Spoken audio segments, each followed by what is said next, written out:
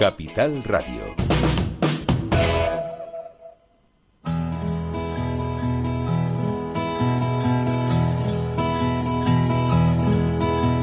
Comienza La Caja de Pandora.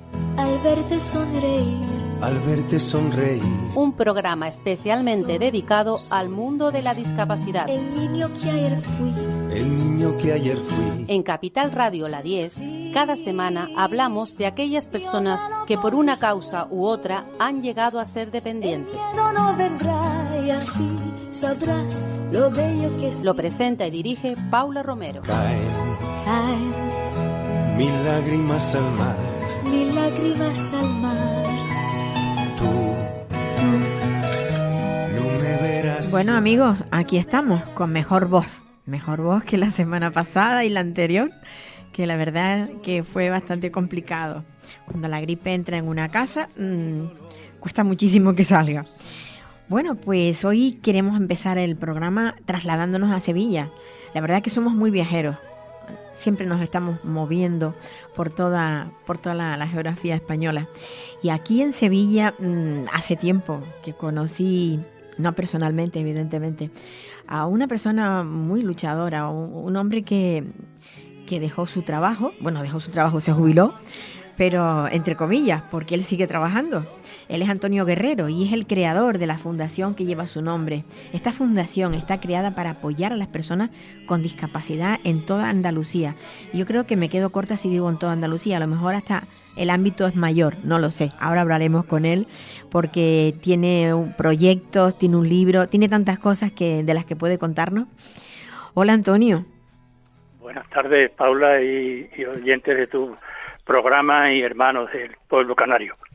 Bueno, yo decía que la fundación se creó para apoyar, ayudar a las personas con discapacidad.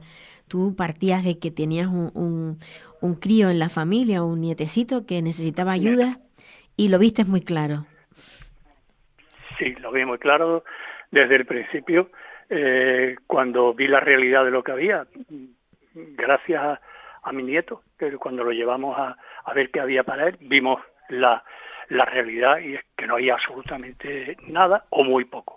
Uh-huh. Y entonces, pues, vi que hacía falta, alguien tenía que moverse y dar el paso adelante y ponerle voz a ese colectivo. En mi caso empecé por los niños, pero después me di cuenta que los niños crecían a velocidad de vértigo, entonces no podíamos dejarlo atrás por el mero hecho del transcurso del tiempo, entonces los acompañamos desde su nacimiento hasta su último adiós en esta tierra. Pues sí, la verdad que es bastante difícil. Yo siempre digo que están mucho más protegidos, entre comillas, cuando son niños que cuando pasan a ser adultos. Es como si se olvidaran, como si ya el colectivo ese dejara de tener discapacidad, dejara de tener esas necesidades tan grandes que tienen, porque además avanzando en la edad también avanzan las necesidades, ¿no? ¿Tú lo has podido observar? Sí, es cierto. ¿Lo has podido observar? Es cierto, cada vez son más dependientes. Cada vez la dependencia o la discapacidad que tenía de pequeño va aumentando y va haciendo que esa persona pues sea dependiente de ese trastorno. Y efectivamente, como tú dices, una vez que pasas la adolescencia, parece como si no existieran. Exacto, en muchos casos, o los guardan en sus casas, resguardados de la vista de la sociedad, o lo meten en alguna residencia, o lo que sea, pero de ay, qué bonito, es un regalo de Dios, pasa a convertirse a un estorbo social. No te digo familiar, que de todo ahí se podría hablar, pero sí al menos social. Sí. Y además la solidaridad, como yo digo, es un bien muy escaso y cuesta muchísimo que se rasquen el bolsillo quienes pueden, que son las grandes entidades, las macroempresas, la banca. No se rascan el bolsillo, Paula, lamentablemente. No, es que es así, no estás diciendo nada extraño, ¿eh? No dices nada extraño porque está clarísimo que como no les concierne, pues les da igual. Pero yo te diría algo más. El problema no solamente está en que esta persona se haga adulta, el problema está en que sus padres también siguen creciendo en edad. Ellos crecen en tamaño y en edad, pero luego, ¿qué hacemos? ¿Qué hacen los padres cuando ya son mayores? No hay centros, no hay recursos, o lo que hay es muy poco. Y además, incluso te digo más, se recortan los presupuestos cuando están dedicados a la discapacidad. Tú lo has podido observar, claro. Sí, lo observo y se van recortando cuando no te lo congelan, que es una forma de recortar, porque tiene los índices de inflación interanuales, suben los presupuestos de la comunidad tal o cual, pero no sube el presupuesto destinado a esa partida. Como te das cuenta, si antes destinaban pues un 10%, por decir una cifra, pues ahora pues ves que se va al 6, al 5, incluso menos, cuando hay más necesidades, ¿sabes? Porque nacen menos niños vivos, pero sí nacen más niños con trastornos. No hace mucho, pues alguien conmigo de un partido político me decía que eso no, y decía, mira, es que esto no es una regla de 3. Es que la realidad es que nacen menos niños, pero nacen más con trastornos. Si antes nacía un 2%, por eso nos ha ido al 4%. Sí. Es que además eso se nota la cantidad. Yo hablaba con un profesional que me decía, no, es que ahora son diagnosticados más casos. No, a mí eso no me vale. Ni a mí tampoco. Porque el diagnóstico está ahí. Tú cuando en un colegio un profesor ve que el niño tiene un déficit, ya lo está viendo desde que tiene 3 años. Ya empieza 3, 4 años. Bueno, el autismo ya sabemos que se detecta muy bien. Pero, ¿por qué me estás diciendo que es que se detectan más? No es que se detecten más, es que están ahí, está latente. Lo que pasa es que ahora tenemos la posibilidad, yo siempre digo que benditas redes sociales, que son muy malas para muchas cosas, pero para otras también son muy buenas. Y una de las cosas buenas es que a través de ellas nos enteramos de la cantidad de personas que entran dentro, o sea, entran a formar parte de este colectivo discriminado que es la discapacidad. Sí, es cierto.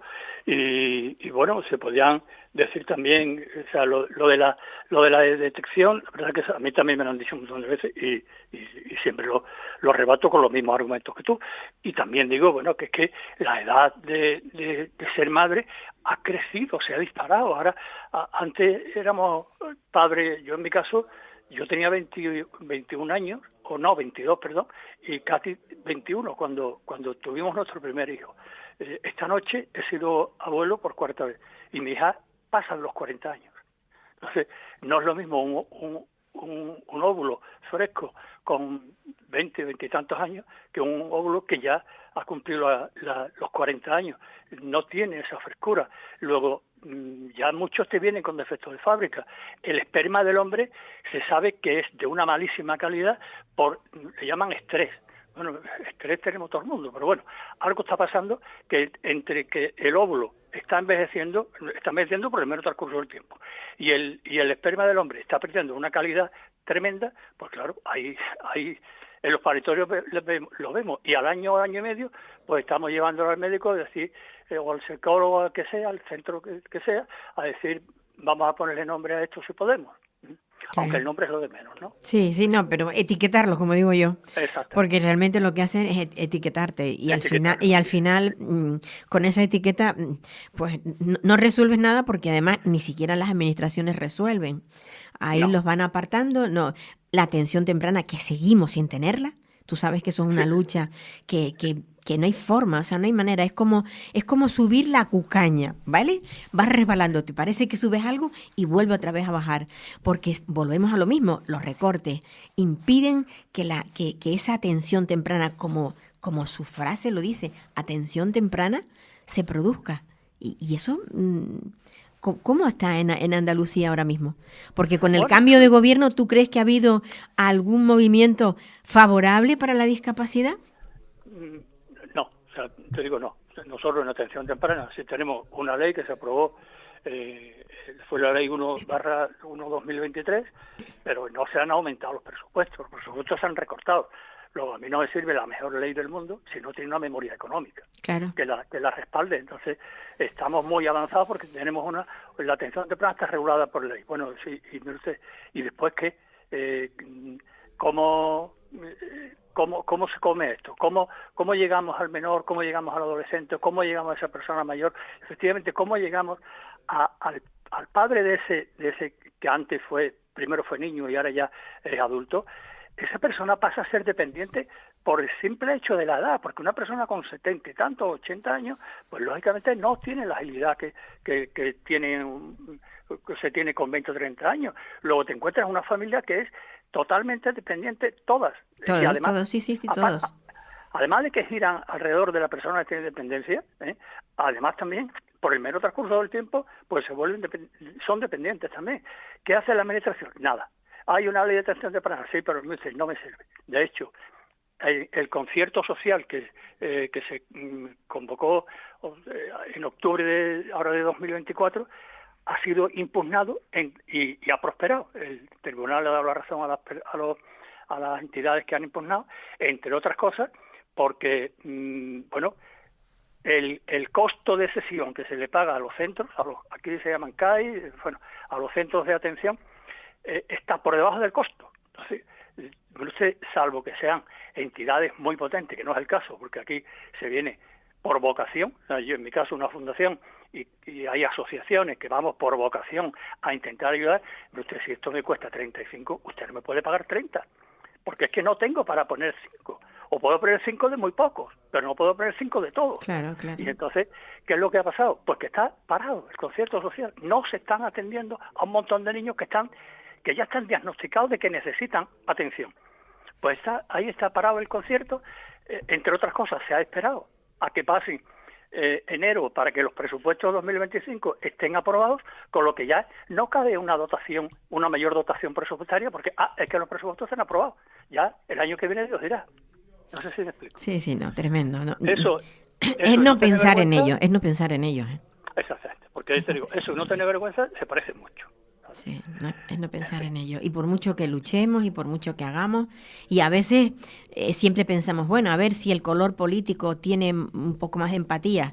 Y yo creo que la empatía la pierden después de las urnas, ¿eh? Tengo la sensación. Porque prometen y después cuando llegamos, pues nos encontramos con lo que hay. Cuando estabas en la oposición te cogían el teléfono y ahora que estás en el poder ya ni te cogen te cogen el teléfono. No, sí, es así. Pero vamos, es usual. O sea, no es algo que digas, bueno, lo está haciendo uno y otro no. A mí eso me duele mucho. Me duele porque digo, ¿cómo es posible que estén pensando en nosotros en un momento y luego nos olviden a la vuelta de la esquina? Inmediatamente. A la vuelta de la esquina. Que la memoria ahí es muy frágil. Sí, totalmente. Y cuando se trata de pensar en este colectivo, la verdad es que es peor todavía. Mira, bueno, yo tengo que felicitarte por haber sido nuevamente abuelo, pero también te felicito porque estás ahí con un corazón... pulmones. Pulmones. Yo pensaba... Sí. No prestados, pero bueno... Ambos pulmones. Es como si te hubieran dado otra tarjeta de crédito, ¿no? Para seguir con vida. Sí. Mi caso, sí. Yo tenía, cuando empecé con esto, es una fibrosis lo que he tenido y un efisema, y en la misma persona y en el mismo tiempo la unión de fibrosis y efisema, pues yo no sabía, pero es fatal, el pronóstico es fatal. De hecho, a mí cuando yo empecé con esto, no con los síntomas que son asfixia continua, cansancio crónico, no, sino cuando fui al neumólogo ya me dijo, pero usted, aquí hay una fibrosis tremenda, y le dije, ¿qué esperanza de vida tengo? Me dijo, 3 años. De eso hace 1 y medio. O sea que si yo no me llego ahora a ver trasplantado, pues yo estaría, aparte de que tendría una calidad de vida malísima, claro. Pues estaría cortando hojas del calendario esperando que llegase ese año y medio que faltaba. Pues sí. ¿Me explico? Entonces a mí sí me han dado una segunda vida. Eso es cierto. A mí cuando salí del quirófano y cuando ya me visitó el cirujano y estuvimos hablando, me dijo, te hemos añadido al menos 10, 15 años de vida. Más la que te quedase, pues imagínate, con lo que yo no pedía tanto, yo voy a cumplir 70, pero claro, tampoco, lo que sí quería era mejorar mi calidad de vida, cosa que se ha hecho. Tengo ahora unos niveles de saturación en sangre del 99 y del 100%, o sea que los pulmones están dando a la sangre todo aquello que... Oxigenando bien, vamos, estás oxigenando bien. Oxigenando a tope. Sí, Entonces, yo que he sido, me siento un afortunado porque era una de las pocas asignaturas que yo tenía pendiente. No sabía que la importancia de un trasplante hasta que me ha tocado en mis propias carnes. Claro. Y ahí te das cuenta de la fragilidad del ser humano, por mucho que vayamos a la Luna, a Marte, inventemos la inteligencia artificial y toda la historia, pero somos absolutamente frágiles. Totalmente. Cualquier caída te posta en una cama para toda la vida. El otro día estaba viendo una película de Clint Eastwood, se llama $1 Million Baby, no sé si la has visto, de una chica que es boxeadora y tiene una caída y se queda tetrapléjica y además con respiración asistida. Es un canto a ese Clint Eastwood que yo creo que toca mucho la fibra, es un canto a la eutanasia. Pero lo que sí te digo, a mí sí me ha... esta persona que lo único que sé de él es que era joven y no fumador. Tampoco sé si era hombre o mujer, sí me ha dado la vida y me ha dado la posibilidad de que pueda besar a la nieta que ha nacido esta noche y que yo todavía no la conozco porque aún no le han dado la alta a la madre. Ese joven o esa joven me ha dado esa posibilidad de que voy a poder besar a mi nieta igual que besé anteriormente a los que ya tengo, ¿no? Y eso es algo que se queda tan dentro y tan agradecido que me he visto con la necesidad, por una parte y obligación, de contarlo a la sociedad.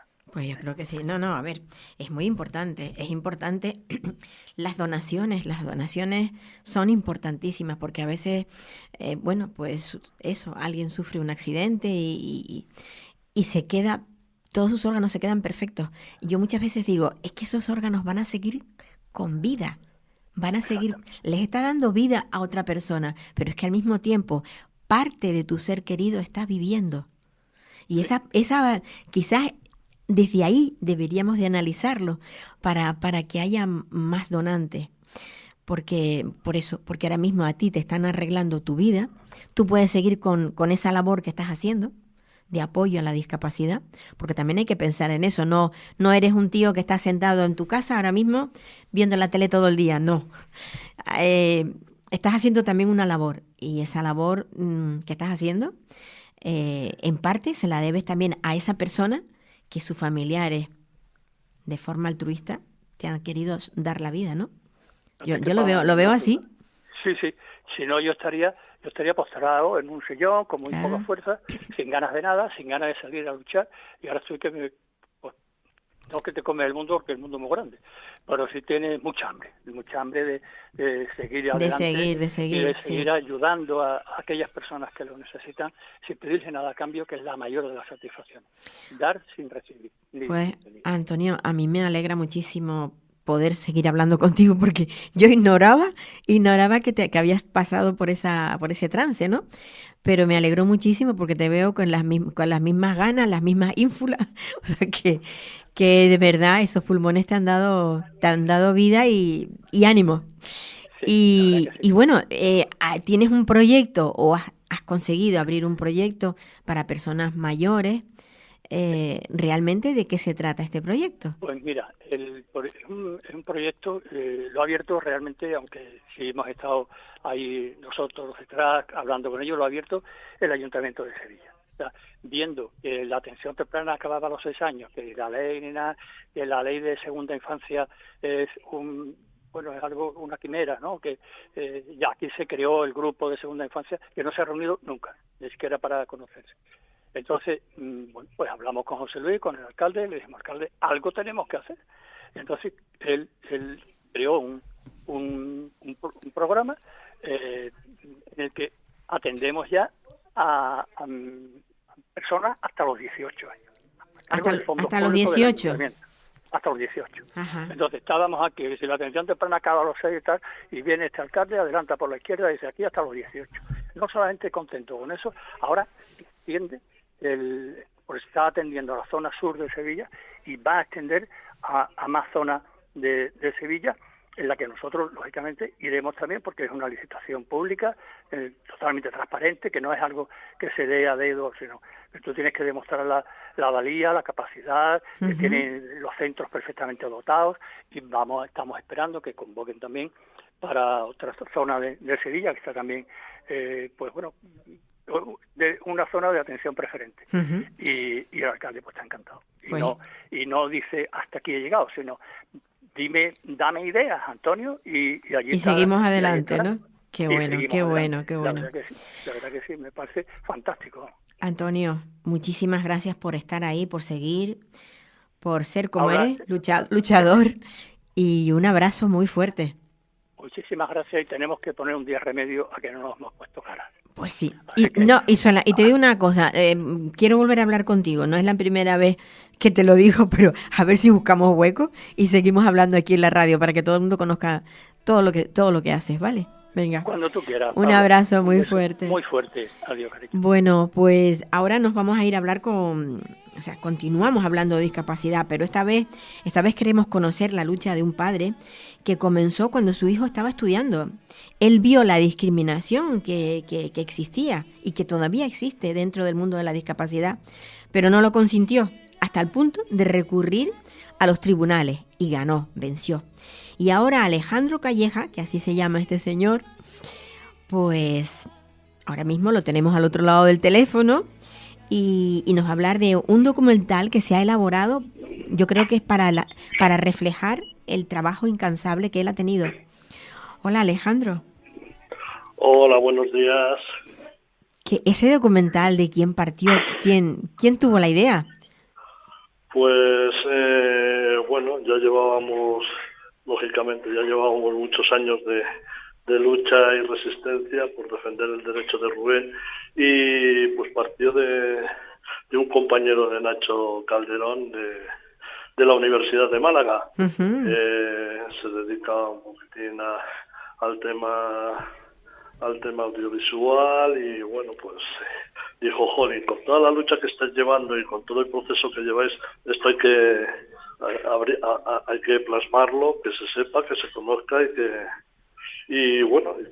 efectivamente al final quede ahí un legado para el resto de la sociedad y de la familia y que no quede en el olvido. Sí, que no, porque claro, estas cosas al final se pasa página y ya lo que ahora es actualidad en X tiempo pues se olvida.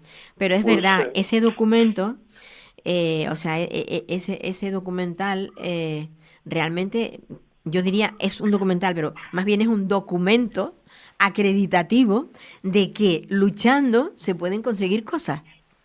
Pues sí, es una experiencia de vida, la nuestra en particular. Lo bueno que en el documental pues se reflejan también otras experiencias de otras personas con diversidad y otras familias y bueno, ya somos un grupo un grupo nuclear que nos conocemos y ya más que el conocimiento a través de las redes pues tenemos ya también una relación personal de años de conocimiento y de encuentros y de experiencias compartidas. Entonces es un documental pues coral, realmente es un documental coral y bueno, pues ahí está reflejado y al final es la realidad de la sociedad en la que estamos, en la que vivimos. Exacto. Y en la que las personas con diversidad pues realmente sufren y padecen en ese sentido por una vulneración constante del derecho y la dignidad de sus personas. Yo creo que muchas veces las cosas no se logran porque no todo el mundo tiene ni los conocimientos, ni el empuje y las ganas de seguir luchando para llegar incluso a los tribunales, porque meterte en temas jurídicos, en tribunales, al final yo creo que esa echa para detrás a muchas personas, pensar, luchar con gigantes, porque además la administración es un gran gigante.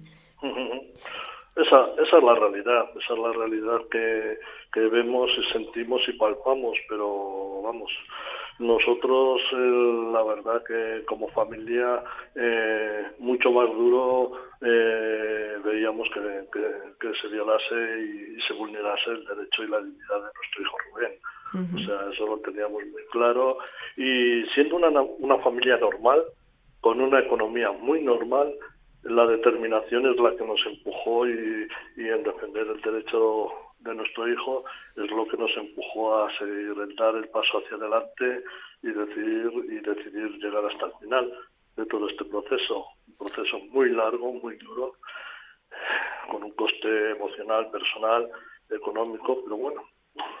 Estamos mucho más a gusto pues luchando y peleando que no haber hecho nada o haber hecho lo mínimo posible y tener a nuestro hijo pues totalmente desahuciado y abandonado tanto en el tema educativo como social. Entonces hasta ahí no llegamos y la prueba la tenemos que después de 14 años de lucha pues bueno, Rubén es un ciudadano como otro cualquiera, tiene sus estudios, ha conseguido sus estudios a pesar de los pesares, está trabajando en una empresa ordinaria, cotiza, o sea, un ciudadano de primera, pues como todos, ni más ni menos. Integrado.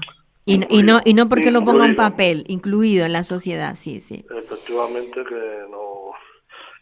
pero ya te digo, la lucha es una lucha ardua, pero merece la pena, o sea, después de todo lo pasado, vivido y sufrido, lo volveríamos a hacer porque incluso sufrimos la acusación de un delito penal de abandono de familia por parte de la Fiscalía de Menores y la verdad que fue un proceso muy duro, pero conseguimos seguir hacia adelante y sobre todo restablecer el derecho y la dignidad de Rubén, que fue vulnerado a través del dictamen del comité de la ONU de las personas con discapacidad. Al final es una lucha y es un litigio ya más que personal, es un litigio estratégico en el sentido de que la sociedad en sí y todas las personas con discapacidad y diversidad, pues bueno, que esto sienta un precedente, efectivamente. Correcto. Exacto. Estamos creando un precedente, efectivamente, para que otras personas, una vez que hemos abierto el camino, otras personas puedan seguir esta senda y seguir defendiendo estos derechos que no es una cosa gratuita, o sea, no es un favor que te hace la administración o la política educativa o social, administrativa, laboral. No, es que es un derecho que tienen las personas. Sí, sin lugar a dudas. Que tienen todas las personas y se ha de respetar. Como no se respeta, pues al final tenemos que llegar a estos términos y crear este debate que tan necesario para la sociedad en su conjunto. Yo siempre digo que lo difícil que es ya empezar la lucha, el comienzo de una familia cuando se tropieza con eso, con que hay dificultades en un hijo, los comienzos y demás. Pero es que la propia administración y la sociedad te lo pone más difícil todavía. Es como si te estuvieran poniendo trabas constantes. Dificultades varias. La verdad que tenemos dificultades varias desde un inicio porque efectivamente, aparte de la administración educativa y la incomprensión también de la administración judicial, en muchas ocasiones, pues efectivamente, socialmente todavía hay una parte, aunque en ese sentido se ha avanzado, sobre todo las personas que conocen realmente esta realidad y conviven con ella. O sea, ahí yo creo que nosotros en nuestro barrio, en nuestra ciudad, en ese sentido, pues Rubén no tiene ningún problema. El problema lo tenemos socialmente por personas que desconocen esta realidad. Claro. y no saben realmente, no conocen, y el desconocimiento pues te hace ser muy ignorante y ser muy a veces tener unas opiniones muy estándares que no se corresponden con la realidad. Entonces, bueno, yo espero que este documental cale profundamente. Hay que darle mucha difusión para que la gente lo escuche, lo vea y esté al tanto de lo que se puede lograr siempre y cuando no se tire la toalla. Sí, eso es fundamental, pero como en todas las facetas de la vida, gratis. No nos da nada, ¿verdad? Nada se nos es gratis, o sea, en ese sentido, y la realidad pues, es tozuda, pero bueno, también es verdad que tenemos ciertas herramientas que hay que empoderarse, hay que usarlas. Tenemos una Convención Internacional de Derechos Humanos, tenemos una Constitución española que avala esa convención y nos tenemos que hacer fuertes ahí, sí o sí. Exactamente, o sea, apoyarnos en eso. Efectivamente, como sociedad, porque al final mejoraremos todos en ese sentido. Sin lugar a dudas. Estamos en el mismo barco, o salimos a flote todos o al final nos hundimos. O sea, Alejandro, felicidades, enhorabuena y sigue luchando porque hay más chicos como tu hijo que no son integrados, ya tú lo sabes.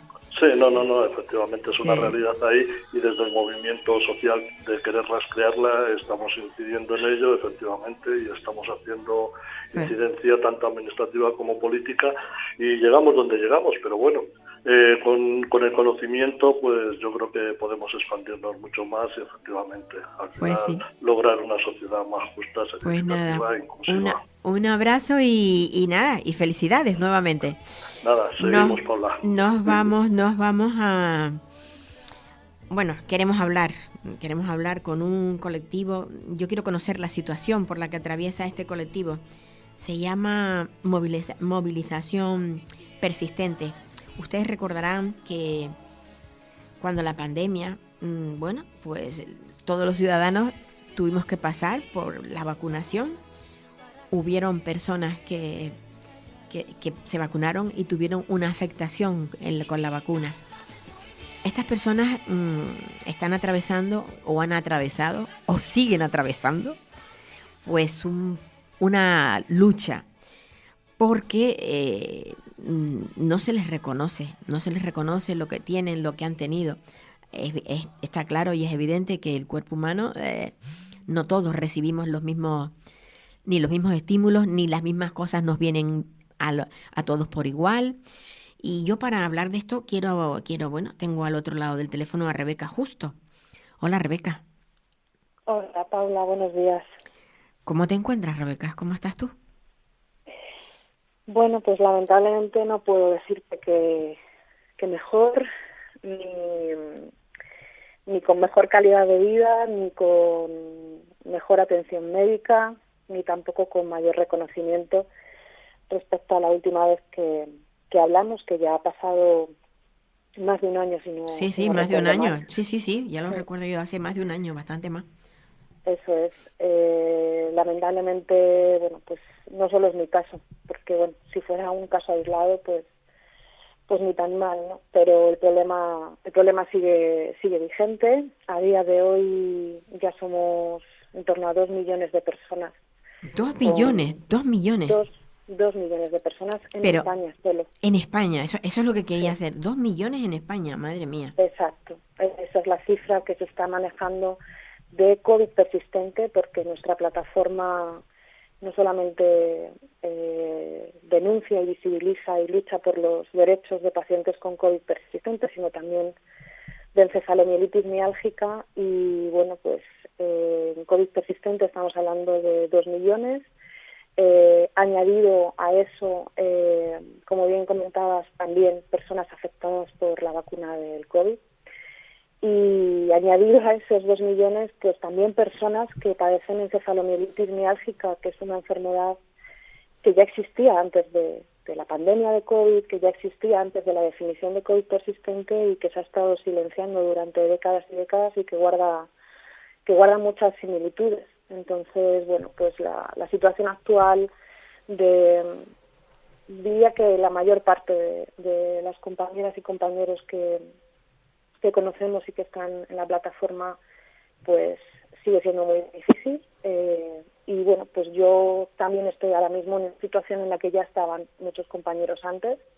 El Instituto Nacional de la Seguridad Social, el INS, nos da el alta de forma indiscriminada.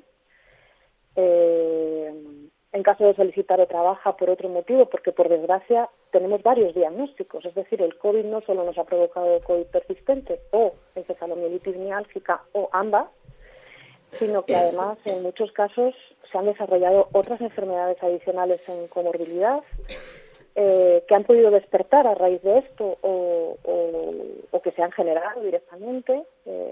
Y bueno, pues las compañeras y compañeros que están solicitando otras bajas porque no pueden incorporarse a trabajar, se les está denegando.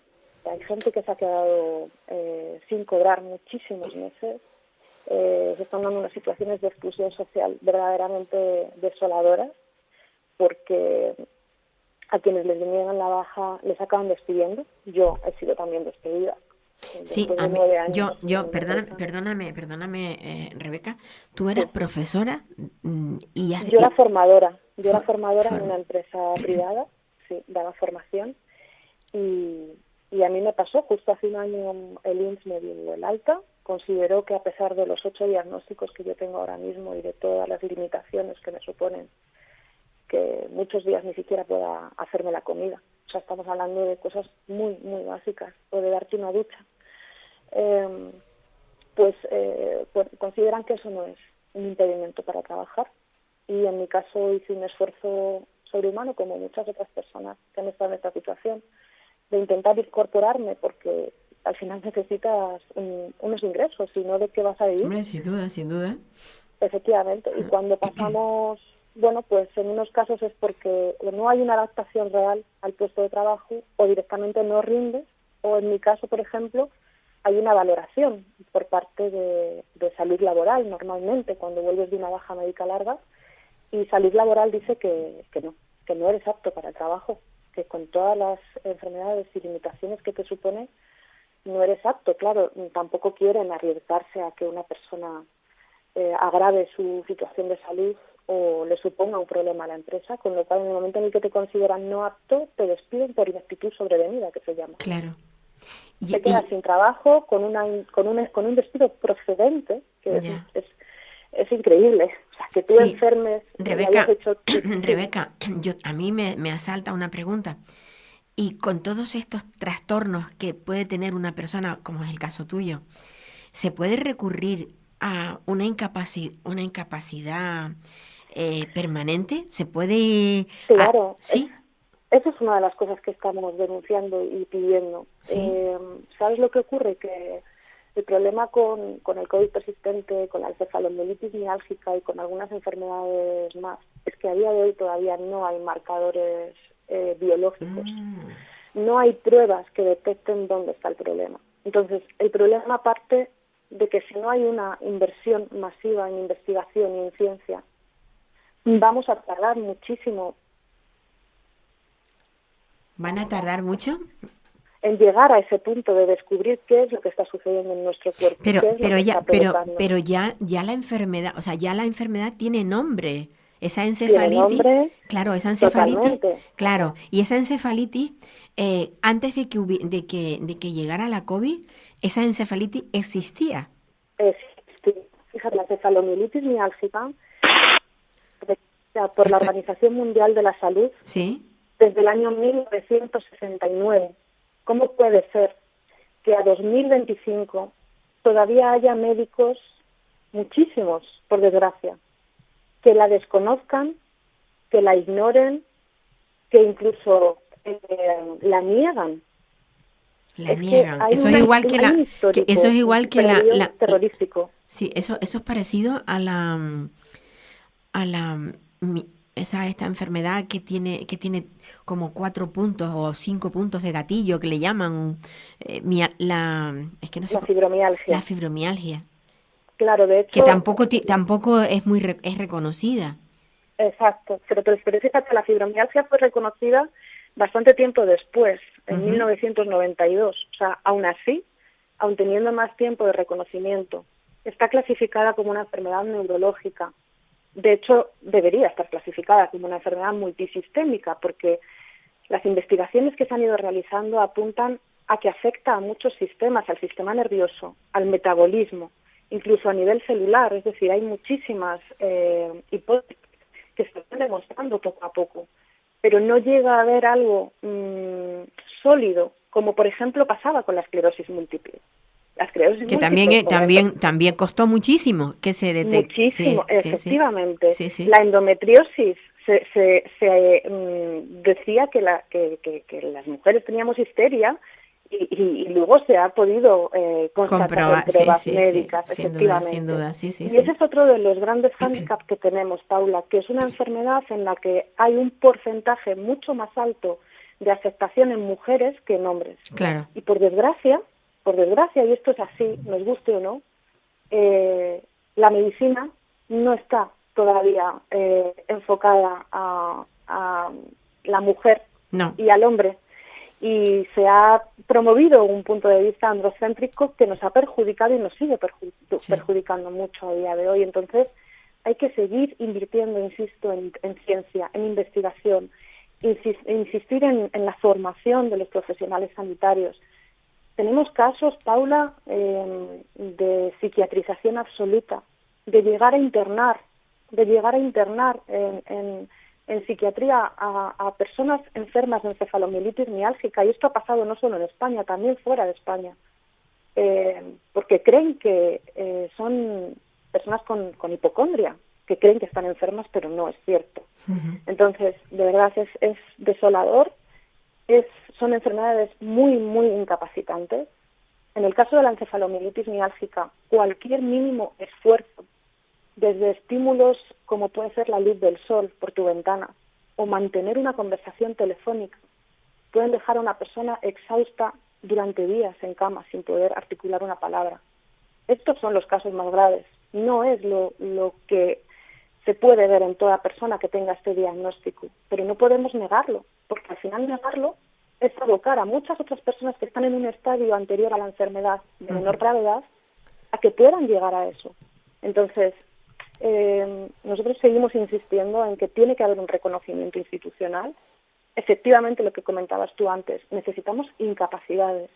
Habrá diferentes grados, diferentes niveles de afectación. Claro. No podemos, evidentemente, generalizar, pero lo que no podemos tampoco es mirar hacia otro lado, y es lo que está haciendo el Instituto Nacional de la Seguridad Social, dando altas indiscriminadas, independientemente de cómo está esa persona, de su funcionalidad, de su nivel de discapacidad. Sabemos que hay personas con discapacidad que pueden trabajar, por supuesto. Por eso es importante diferenciar ambas cuestiones y que realmente y adaptar el puesto de trabajo a la capacidad que tenga esa persona, evidentemente. Exacto, eso es, que las adaptaciones cuando esa persona pueda trabajar sean reales, que no haya una discriminación por esa situación, que sí se está dando a día de hoy, porque se está dejando en desempleo y sin ingresos a gente enferma que no puede seguir buscando trabajo. Sí. Entonces, es una situación de verdad desoladora. Tenemos muchísimas, cada vez más, y no me quiero emocionar, pero cada vez más personas quieren solicitar la eutanasia. Gente de 30 años. Entonces, es que no comprendemos cómo esto no está saliendo más en los medios de comunicación, cómo no se está haciendo algo definitivo y urgente con toda esta situación cuando afecta a tantísimas personas. ¿A quién no le interesa que esto se conozca?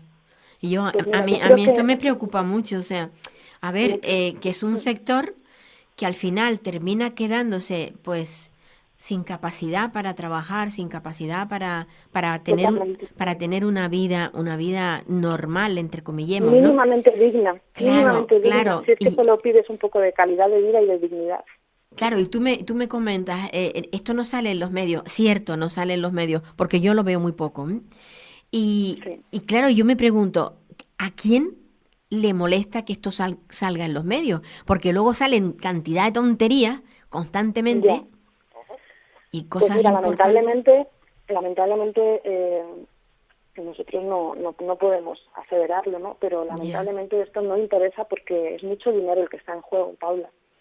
Es mucho dinero, entonces es mejor ocultar las cosas, mirar hacia otro lado y, bueno, pues que quede ahí relegado en un cajón, porque al final, si no, es mucho dinero el que va a tener que invertir la sociedad en poder sacar adelante a estas personas. Lo que pasa es que, claro, se benefician de lo que te comentaba antes, de que no va a haber más investigación y más reconocimiento.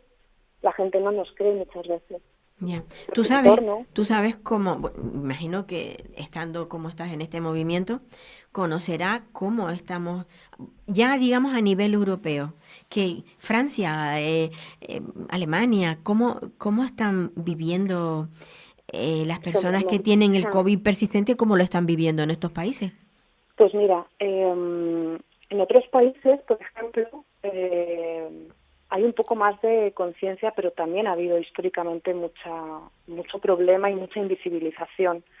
En Inglaterra, por ejemplo, hace décadas, hubo grandes escándalos porque se manipularon estudios para para demostrar que era una enfermedad psiquiátrica. Hasta este punto llega la situación, hasta este punto.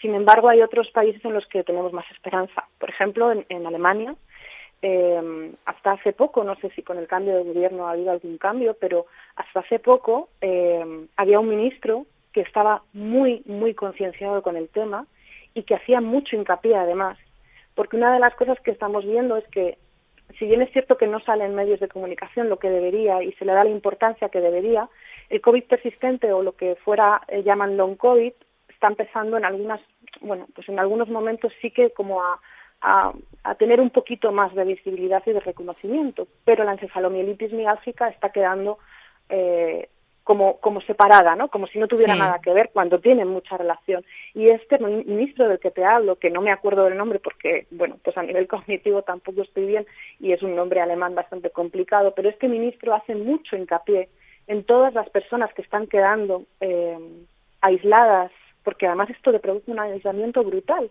social, familiar. Es muy difícil convivir con pacientes que tienen estas enfermedades. También nosotras y nosotros nos damos cuenta.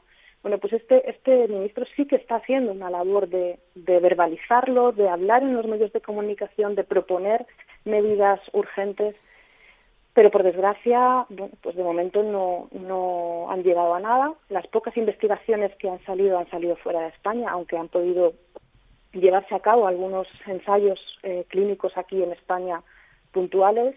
De momento no hay resultados positivos, que es otra de las cosas, ¿no?, en la que te aferras para pensar que bueno que va a llegar algo que te va a dar un poco de luz y cuando te dan esas noticias es difícil otra vez pensar que estás otra vez casi en el principio, ¿no?, de la lucha por un nuevo ensayo clínico.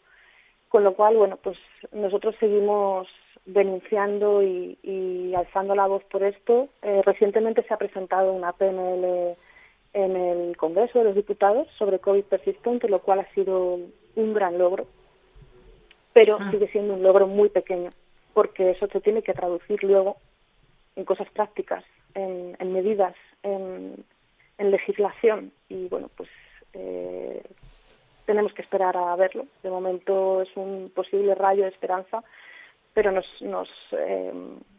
preocupa que no se haya mencionado, por ejemplo, la encefalomielitis miálgica. Y bueno, pues seguimos insistiendo en la importancia de denunciar todo esto, de insistir, por ejemplo, en el proceso de valoración de la discapacidad, poner reclamaciones y retrasos, que está viéndolos en toda España, unos retrasos brutales en la valoración. Las valoraciones están siendo súper bajas. Insistimos a cualquier persona que si les deniegan la incapacidad o les dan el alta, que peleen a nivel judicial la incapacidad, porque habrá personas que con una incapacidad total puedan llevar a cabo otro tipo de trabajo, pero no el que anteriormente tenían. Personas que no podrán hacer absolutamente nada y tendrán que recurrir a una incapacidad absoluta, pero no podemos quedarnos en un margen de la sociedad, porque no es justo y creo que en el año en el que vivimos y en el país en el que vivimos no se debe permitir esta situación. Y bueno, pues yo, si me permites, Paula, animo desde aquí a todas las personas que nos estén escuchando a que se hagan socios de las asociaciones que existen. Por ejemplo, en Canarias ya tenéis asociación de COVID persistente. Si la gente la busca en internet, COVID persistente Canarias asociación, la va a encontrar. Hay en muchas otras comunidades autónomas. Puedes estar asociado a todas las que desees. Eso da fuerza, da mucha fuerza a las asociaciones para poder negociar, reunirse políticamente, exigir. Y también animo a asociarse a una asociación que es gratuita y que es la única asociación de España que solo se encarga de la encefalomielitis miálgica y que hacen una labor de verdad muy, muy necesaria y muy buena, que se llama ONG PEM, P de Pamplona, E de España, M de Madrid. Y ONG PEM igual necesita muchos asociados para poder tener esa firmeza cuando lleva todo esto a las reuniones con la Sociedad Española de Medicina General, con cualquier otro tipo de organismo, y es gratuita además. Las otras, bueno, no sé si tienen coste o no, algunas sí, otras no, pero es muy importante esta labor, tanto de personas sanas como de personas afectadas, porque pueden encontrar apoyo y porque necesitamos ese apoyo. Rebeca, gracias por habernos contado todo esto. Quiero que volvamos a hablar porque me gustaría hacer un seguimiento, pero ya el tiempo se nos acaba y voy a darle paso a otra persona precisamente también que está en una situación no igual que la tuya, pero casi parecida. Un abrazo, Rebeca, un abrazo. Bueno, está Yolanda Gómez Recuero, que llevamos detrás de ella ya 2 semanas y por fin hoy vamos a hablar con ella. Nos queda muy poco tiempo, pero vamos. Yolanda, acabo de hablar con alguien que no consigue precisamente la incapacitación permanente. Estos son personas que son afectadas de la COVID. Tú eres una persona afectada después de un accidente y también estás con ese trámite que tampoco consigues tú esa incapacidad permanente. ¿Cierto o no? Sí, cierto. Yo creo que al INS los grandes directivos les han dado la orden de que no den ninguna incapacidad permanente porque si no, no es normal. No es normal. Yo no puedo realizar mi trabajo. Además tengo informes en los que dicen que no puedo realizar mi trabajo y les da exactamente igual. Según ellos no cumplo los requisitos establecidos. No sé qué requisitos establecidos porque si no puedes hacer tu trabajo y tienes informes médicos, no sé qué más me pueden pedir. Pues sí, la verdad es que sí. Es que a mí me da muchísima pena. Creo que vamos a hacer un programa donde voy a traer a 2 o 3 personas que estén en la misma situación para que podáis hablar entre vosotros y además también darle publicidad a esto, a cómo una persona que al final sufre una discapacidad por una enfermedad, cómo es posible que no consigan primero trabajo, porque además si tienes esa discapacidad no te quieren en las empresas. Y luego que la propia administración no haga nada por ayudaros. Es que es algo que no es entendible.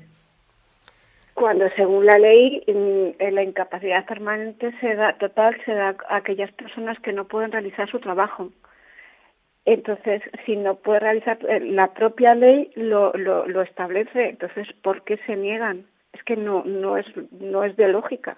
No, sí. No es de lógica. Y además es que las personas que tenemos discapacidades, pues tenemos muchos más problemas aún porque tenemos muchas limitaciones para hacer algunas tareas. Claro. Entonces, pues encontrar trabajo es un trabajo, valga la redundancia, muy, muy, muy arduo. De hecho, yo ya me he dado la idea de que no voy a volver a trabajar. O sea, tú has llegado a la conclusión esa. Por tu edad, sí, porque además también también llegas a una edad en que tampoco las empresas quieren determinadas edades, o sea, quieren gente joven y además sin limitaciones, lógicamente. Exactamente, quieren gente joven, gente con una preparación muy, muy, muy grande y sin ningún tipo de limitación y que puedan estar a su orden las 24 horas del día para hacer cualquier cosa. Y las personas con discapacidad pues no tenemos esa libertad. Claro. Y así, bueno, así se puede vivir. ¿Se puede vivir? Es una pregunta. ¿Se puede vivir bien de esta manera? Pues no. Es muy, claro, muy es una. No, a ver, la pregunta parecería estúpida, pero es que me gustaría que nos dijera cómo te las arreglas, cómo te arreglas tú para poder subsistir de esta forma. Pues haciendo maravillas, pidiendo ayuda. Mis hijos me ayudan porque ellos dos, por suerte, están trabajando.